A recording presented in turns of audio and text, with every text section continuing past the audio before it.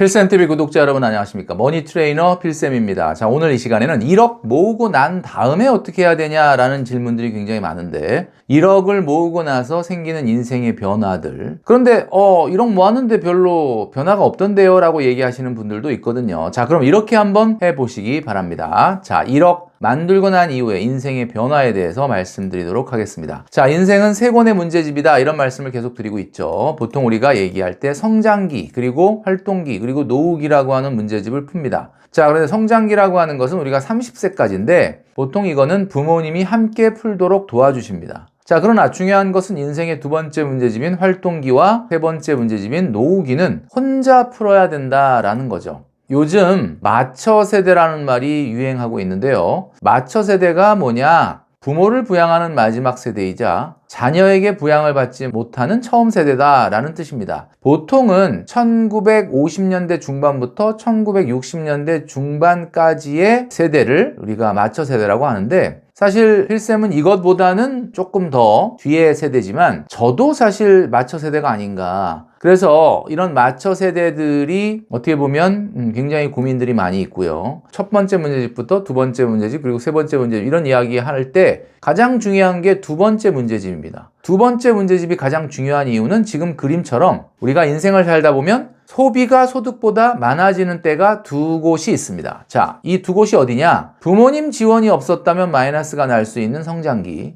그리고 이제 은퇴 이후에 소득이 없기 때문에 소비가 무조건 소득을 넘어서게 되는 노후기입니다. 그렇다면 가운데 지금 보여지고 있는 이 그림만이 유일하게 플러스 인생. 그러니까 우리가 활동기 문제집을 두 번째 문제집을 풀고 있는 이 시기만이 유일하게 우리 인생에서 플러스를 내는 시기다라는 거죠. 자, 그런데 이 두 번째 문제집을 풀고 플러스를 내야 되는 지금에서도 마이너스가 난다. 그러면 정말 인생은 답이 없을 수밖에 없습니다. 자, 한마디로 우리의 인생이 성장기, 경제활동기, 그리고 노후기라고 한다면 우리 자녀들은 그거보다 한 단계 늦어서 우리의 경제활동기가 성장기가 되고요. 우리의 노후생활기가 자녀들의 경제활동기가 됩니다. 따라서 경제활동기를 제대로 못 푼다면 다시 말해서 플러스를 제대로 만들어내지 못한다면 우리의 세 번째 문제집도 안 풀리고 자녀의 첫 번째 문제집도 안 풀릴 가능성이 많다라는 이야기죠.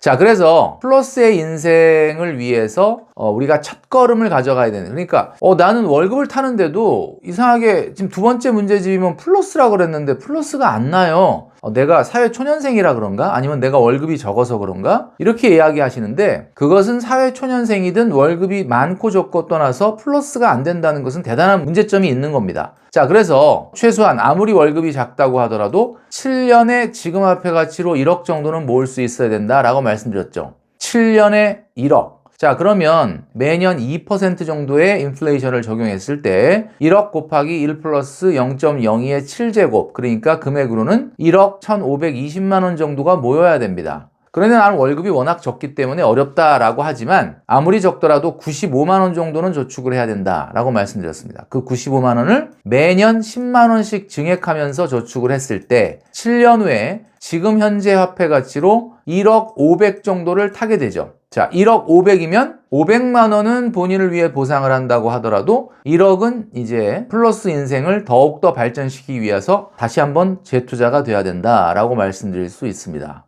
재테크는 세 가지 영역이라고 말씀드렸습니다. 우선은 소득 곱하기 시간 곱하기 수익률이다. 그런데 일정 수준으로 올라가기 전까지는 가장 중요한 것이 바로 수익률보다는 원금이다. 그래서 원금 곱하기 기간 곱하기 수익률이다. 이런 말씀을 드렸습니다. 그리고 제가 최근에 자주 말씀드리는 것처럼 공포감에 투자를 시작하다 보면은 아무래도 고점에서 들어가는 개미들이 굉장히 많다라고 말씀드렸죠. 1억을 모으게 됐을 때 어떤 인생의 변화가 있을지를 지금부터 요약해서 말씀드리겠습니다. 첫 번째는 바로 저축의 근력이 생긴다입니다.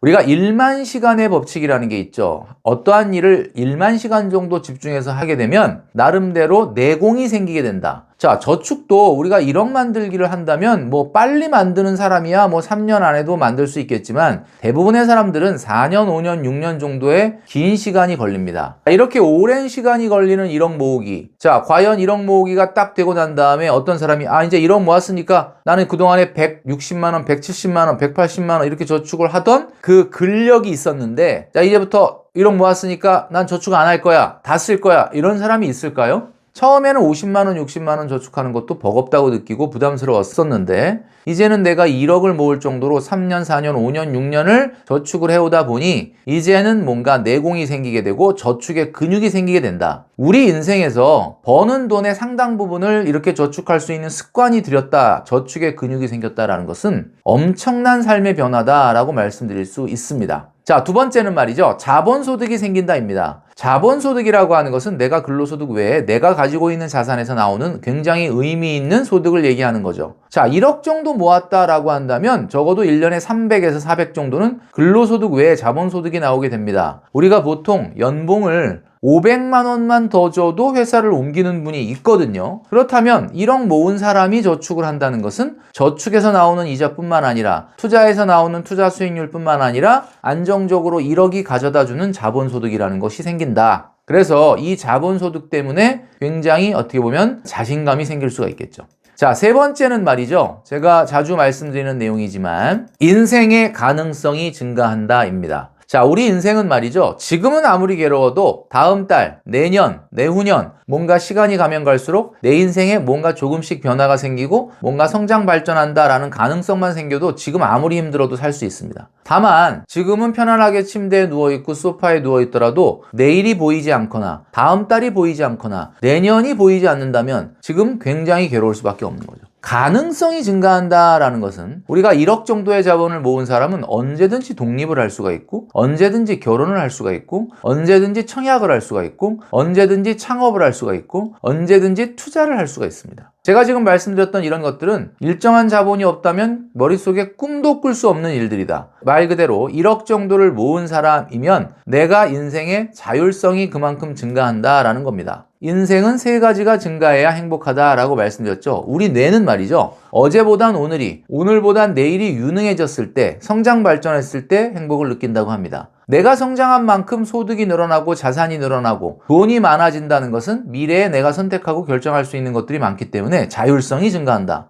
자율성이 증가할 때 우리 뇌는 행복하다고 느낀다. 자, 그런 것들로 많은 사람들에게 박수를 받고 많은 사람들과 연결될 때 우리는 행복을 느낀다라는 겁니다. 자, 네 번째는 말이죠. 바로 자산 성장의 가속도가 붙는다입니다. 최초에 1억을 만들 때 5년 정도 걸렸던 사람이 1억을 만들어 놓고 그 자본소득과 새롭게 저축을 또 시작을 한다면 이제는 4년 만에 1억을 또 만들 수 있기 때문에 처음에 5년, 6년 걸렸던 1억이 이제 2억이 되는 순간은 3년, 4년으로 줄어들게 된다. 이것은 뭐 저축 금액이나 금리에 따라서 다소 좀 차이는 있겠지만 보통 5년 정도를 만드는 속도로 1억을 만든 사람이 그 최종적인 저축을 증액저축이 없이 한다라고 봤을 때 그 다음번 1억은 약 9개월 정도, 그러니까 4.2년 정도에 만들 수 있는 속도가 나옵니다. 뭔가 자산이 불어나는 속도가 등속운동이 아니라 가속운동이 된다라는 거죠. 자, 다섯 번째는 말이죠. 최근에 직장인들이 좌절감이나 우울감이 많다고 하는데 1억을 모은 사람들은 이런 좌절감이나 우울감이 없어집니다. 다섯 번째는 바로 자존감이 올라간다라는 거죠. 물론 인생이 돈이 전부는 아니지만 내가 직장 생활을 하거나 내가 사회활동을 하면서 시간이 지남에 따라 내 통장의 자본이 증가한다라고 하면 이것은 더불어서 나의 자존감이 올라갈 수밖에 없다라는 이야기입니다. 자, 오늘 말씀드렸던 이 5가지가 동시에 생긴다라고 하면 여러분들의 인생은 더 많은 기회로 바뀔 가능성이 있다라고 말씀드릴 수 있습니다. 자, 그러니까 제발 1억을 모은다고 뭐가 달라지겠어 라고 생각할 것이 아니라 일단 시작하라. 일단 시작하라. 좋은 아이디어가 떠오르지 않는다고 망설이지 마시고요. 일단 시작하시면 좋은 아이디어가 여러분들을 반드시 찾아갈 거라고 생각을 합니다.